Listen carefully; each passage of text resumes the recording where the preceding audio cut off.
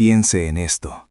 El bateador más joven en la historia de Japón en ganar la Triple Corona, un fenómeno generacional, fue tasado por el despiadado mercado de las grandes ligas en apenas $34 millones por 2 años.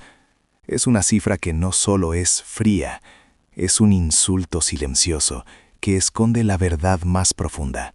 El mercado de la MLB no entendió absolutamente nada de la evolución interna de Munetaka Murakami. Bienvenidos a 309 Focus News, el único lugar donde desenterraremos por qué esta firma de los White Sox, que muchos vieron como un fracaso financiero, es en realidad la jugada estratégica más audaz y brillante de la década. El momento en que se anunció el contrato, la reacción fue universal: barato. No en el sentido de una ganga increíble, sino en el sentido de que un talento destinado a pelear por cifras de 100 o incluso $300 millones fue recibido con un monto reservado para un jugador de rol superior. Era un juicio brutal, una condena silenciosa impulsada por el miedo. Los expertos de la MLB no veían al Murakami que dominó la NPB, veían fantasmas del pasado. Veían el historial de sluggers japoneses que habían tropezado en América.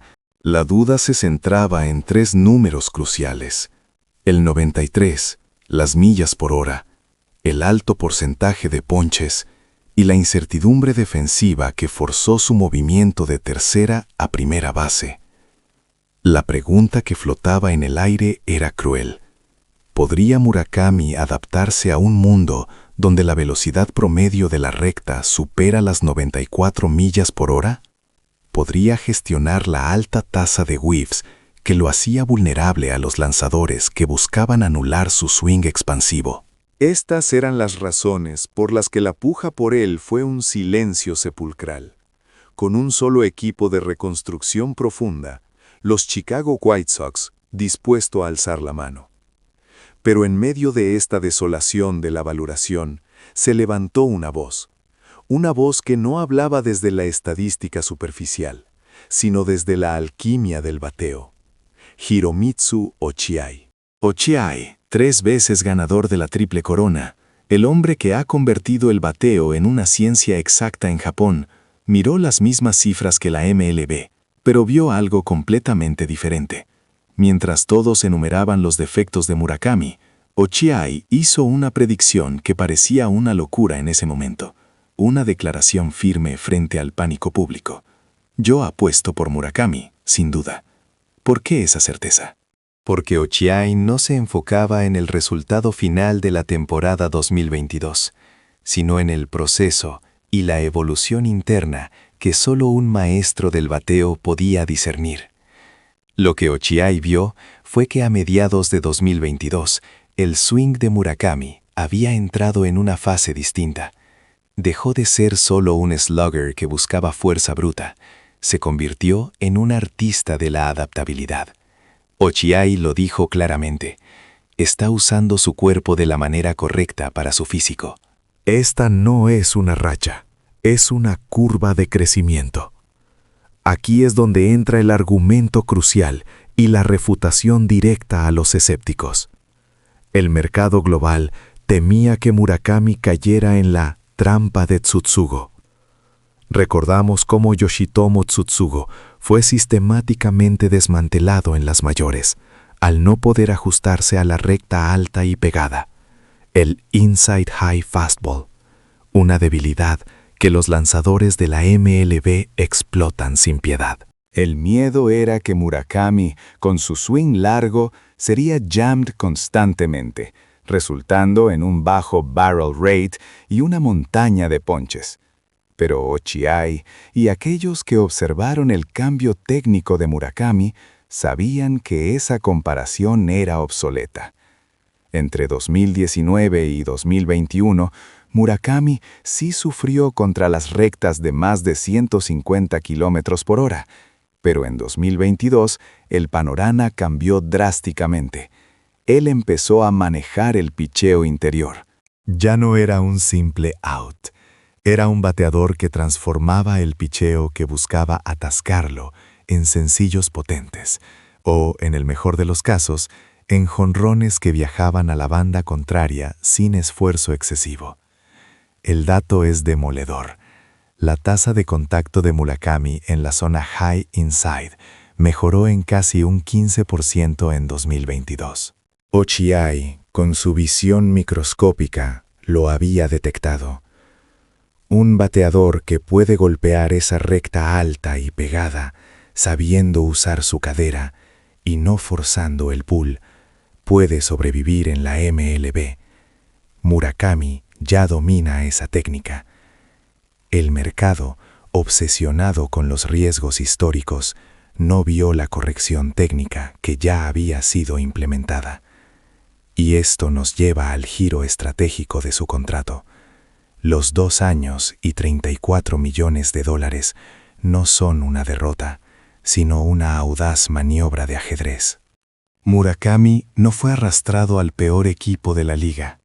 Él eligió la peor franquicia en reconstrucción. La clave está en el entorno. Los White Sox le garantizan tiempo de juego sin la presión inmediata de un equipo contendiente. A diferencia de un equipo de élite que lo descartaría tras un mes de lucha. Chicago necesita talento y tiene la paciencia para dejarlo crecer.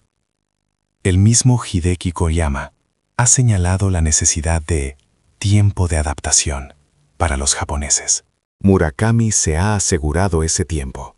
El contrato de 2 años es un acuerdo de prueba, una apuesta total, donde Murakami elimina toda ruta de escape.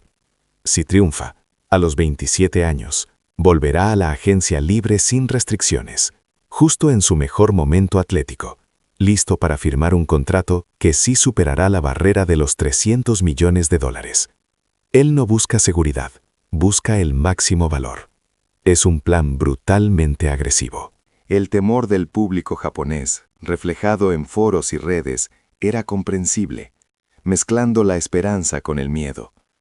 No dejes que se repita la historia de Tsutsugo, que la defensa no sea un lastre, y la eterna pregunta, ¿podrá con la velocidad? Sin embargo, la fe en su capacidad de corrección es el arma secreta de Murakami.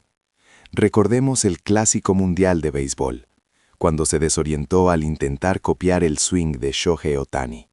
Estaba perdido. Pero en cuestión de semanas, con la ayuda de Norichika Aoki, se reajustó, volvió a su ritmo y recuperó su forma de slugger.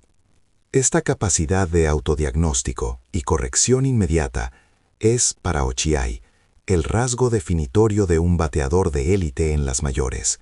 Es por eso que, mientras el mundo veía un riesgo, Ochiai veía una inevitabilidad, el ascenso de un bateador que ya había corregido su principal debilidad en Japón.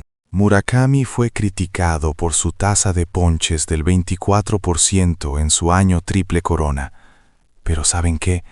Pete Alonso y Kyle Schwarber, 2 de los mejores sluggers de la MLB, tienen tasas similares. El riesgo no es la tasa de ponches. El riesgo es no convertir esos ponches en poder explosivo cuando contacta la bola.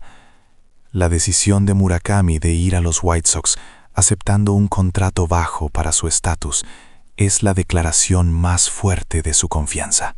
Él no fue firmado por un precio bajo. Él eligió un precio bajo para asegurar la libertad de probarse sin la camisa de fuerza de un contrato a largo plazo. Este es el espíritu del verdadero competidor. Un reto de 2 años, donde el fracaso significa una corrección rápida y un regreso potencial. Pero el éxito significa convertirse en el free agent japonés más valioso de la historia. El mercado se centró en sus dudas. Ochiai se centró en su evolución. En última instancia, lo que el mercado no pudo cuantificar en ese contrato de $34 millones fue el intangible más importante: la voluntad inquebrantable de Murakami de ser probado, de enfrentarse al muro de la velocidad y de usar esa misma presión para forjar un contrato futuro que hará temblar a las finanzas de las grandes ligas.